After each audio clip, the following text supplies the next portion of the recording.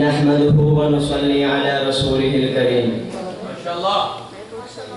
رحمت دو عالم کا فرمان ہے، رحمت دو عالم کا فرمان ہے، یہ عزت نفس اور عظمت انسان ہے۔ روح کی پاکیزگی ہو یا ماحول کی ستھرائی، روح کی پاکیزگی ہو یا ماحول کی ستھرائی، دراصل صفائی نصف ایمان ہے۔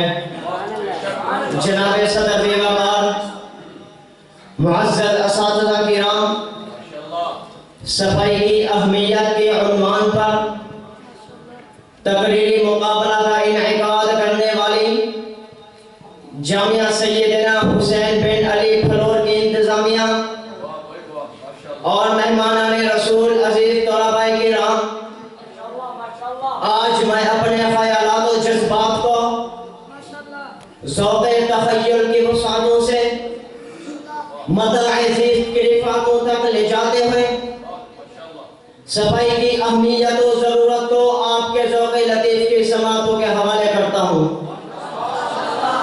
کرسی عدالت کی زینت علماء کرام، ریاست مدینہ کی تفویض کردہ ضابطہ حیات میں صفائی کو نصف ایمان کہا گیا ہے۔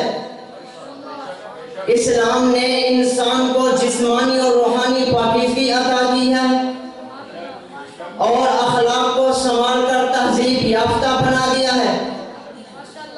اللہ رب العزت نے دوسری ہی مہینے مدثر والے نبی کو وسیع فقاہیر کا حکم دیا اور طور پہاڑ کی مقدس وادی میں آنے کے لیے سیدنا موسیٰ علیہ السلام کو اخلاع علیہ جوتا اتارنے کا حکم دیا۔